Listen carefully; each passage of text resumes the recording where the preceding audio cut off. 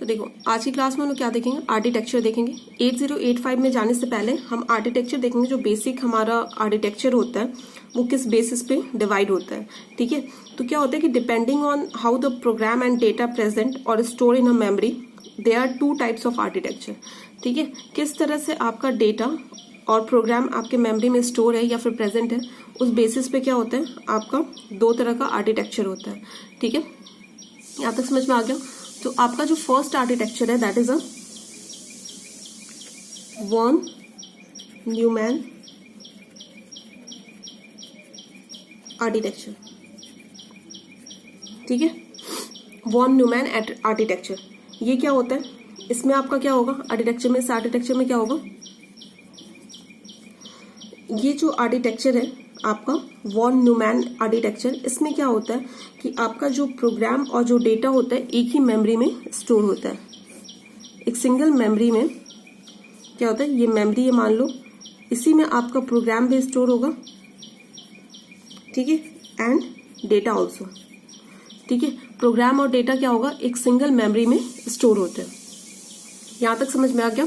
दूसरा जो स्ट्रक्चर है that is a Howard architecture, ठीक है। हॉवर्ड आर्किटेक्चर में क्या होता है, इसमें क्या होता है कि आपके प्रोग्राम के लिए एक सेपरेट मेमोरी होती है और डेटा के लिए एक सेपरेट मेमोरी होती है, ठीक है।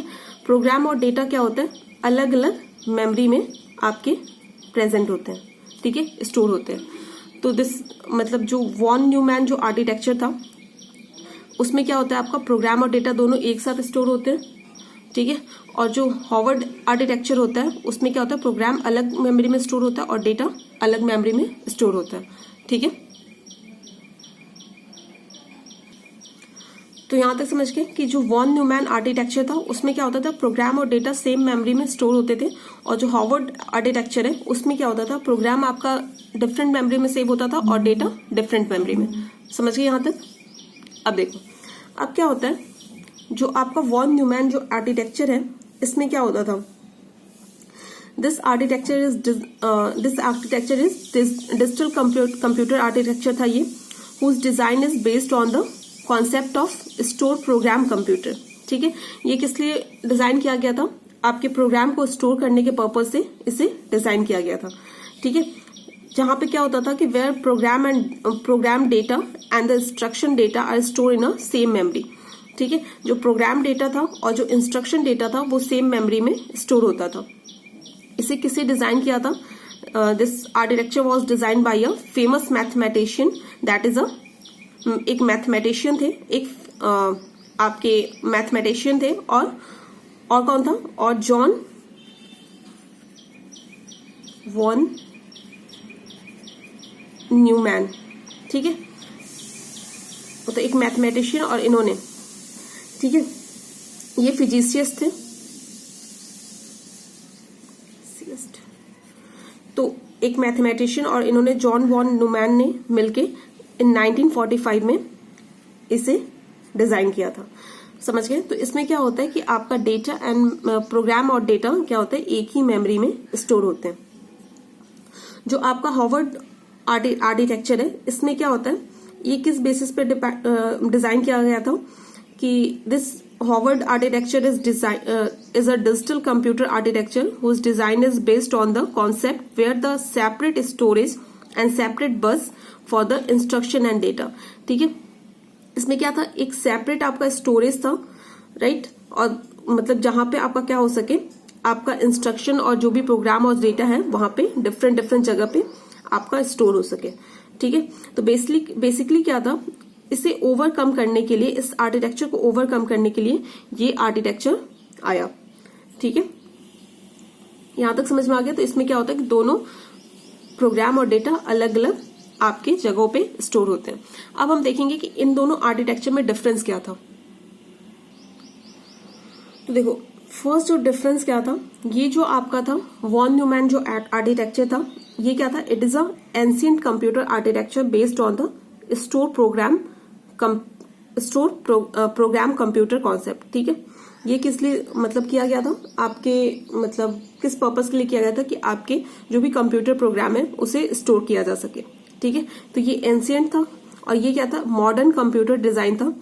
ठीक है, this is a based on a relay model पे ये बेस्ड था आपका हार्वर्ड आर्किटेक्चर। ठीक है, इसमें क्या था, आपके न्यूमैन में some same physical memory address is use for instruction and data. ठीक है, इसमें क्या होता था कि सेम फिजिकल मेमोरी एड्रेस को हम यूज करते थे इंस्ट्रक्शन और डेटा के लिए। क्यों? क्योंकि एक ही मेमोरी में क्या होते थे, ये स्टोर होते थे। और इसमें क्या था कि separate physical memory address is used for the instruction and data. ठीक है, साथ साथ में लिखते जाना आप लोग डिफरेंस। इसमें क्या था, इसमें same physical memory address use करते थे for the instruction and data, and here we are use different physical memory address for the instruction and data. समझ गए?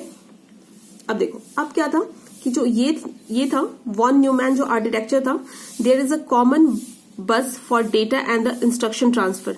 ठीक है, इसमें क्या था, कॉमन बस था। तो ये इसमें क्या था कि इसमें जो क्या होता था कि there is a common bus for the data and the instruction transfer.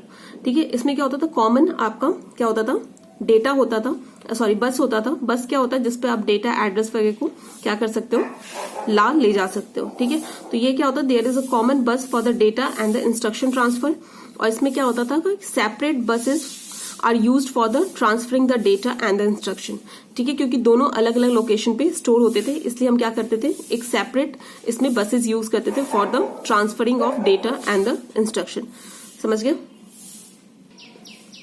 देखो, इसमें क्या होता था कि 2 clock cycles are required to execute a single instruction. ठीक है, और इसमें क्या होता था, a single instruction is executed in a single cycle. क्यों? क्योंकि यहाँ पे क्या होता था कि आपका जो प्रोग्राम जो भी होता था, इंस्ट्रक्शन जो प्रोग्राम और डेटा होता था वो सिंगल मेमोरी में स्टोर होता था। या फिर आप प्रोग्राम को मतलब एग्जीक्यूट कर सकते हो, या फिर आप डेटा को एग्जीक्यूट कर सकते हो। तो इसलिए क्या होता था, इसमें 2 clock cycles are required to execute a single instruction. और इसमें क्या होता था कि डिफरेंट मेमोरीज में स्टोर होते थे। तो इसमें क्या होता था, सिंगल साइकिल की रिक्वायरमेंट होती थी टू एग्जीक्यूट अ इंस्ट्रक्शन। ये क्या होता था, ये आपका चीपर होता था, ये सस्ता होता था आपका। और ये क्या होता था, इट इज अ कॉस्टली होता था, costly then the Von Neumann architecture. क्यों? क्योंकि यहाँ पे 2 मेमोरीज को हम यूज करते थे, यहाँ पे हम सिंगल मेमोरी यूज कर रहे थे। वॉन न्यूमैन आर्किटेक्चर में क्या होता था, CPU can not access the instruction and read write at the same time. आपका सीपीयू क्या करता था, इसमें इंस्ट्रक्शन और रीड राइट जो ऑपरेशन होता था वो सेम टाइम में एट अ टाइम नहीं कर सकता था। क्यों? क्योंकि मेमोरी और डेटा सब एक ही जगह पे आपके स्टोर होते थे, लेकिन इसमें ऐसा नहीं था। CPU can access the instruction and the read write at the same time. ठीक है, ये जो आपका था वॉन न्यूमैन जो आर्किटेक्चर था, it is used in a personal computers and the small computers. ठीक है, और ये किस में यूज करते थे, it is used in a micro controller and the single processing. ठीक है, इसके एग्जांपल्स क्या क्या होंगे आपके, इसके हो जाएंगे आपके जो भी है इंटेल 8085, ठीक है 8086, और यहाँ पे आपका क्या आ जाएगा, माइक्रो कंप्यूटर्स आ जाएंगे, सॉरी माइक्रो कंट्रोलर्स आ जाएंगे 8085, ये सारे माइक्रो कंट्रोलर्स आ जाएंगे इसमें। ठीक है, तो बेसिक डिफरेंस यही था आपके वॉन न्यूमैन आर्किटेक्चर और हार्वर्ड आर्किटेक्चर में। ठीक है, तो ये आपके थे। इसके बाद हम देखेंगे बेसिक ऑपरेशन क्या होता है माइक्रो प्रोसेसर का, राइट। उसके बाद हम जाएंगे, उसके बाद हम एक और टॉपिक हमारा बचता है नंबर सिस्टम, क्योंकि नंबर सिस्टम इसमें काफी ज्यादा इंपॉर्टेंट है, क्योंकि जो भी आपका इसमें एडिशन होगा, सब्ट्रैक्शन होगा, वो बाइनरी नंबर पे ही हम परफॉर्म कर सकते हैं। ठीक है, क्योंकि हमारा जो भी प्रोसेसर है, माइक्रो प्रोसेसर है, वो बाइनरी नंबर को ही समझ सकता है। ठीक है, तो हम ये देखेंगे कि जो भी बाइनरी नंबर क्या होता है, ऑक्टा क्या होता है, हेक्सा क्या होता है, ये सब सारे नंबर्स क्या होते हैं, तो ये देखेंगे। उसके बाद हम 808 में मूव करेंगे उसके आर्किटेक्चर पे। ठीक है।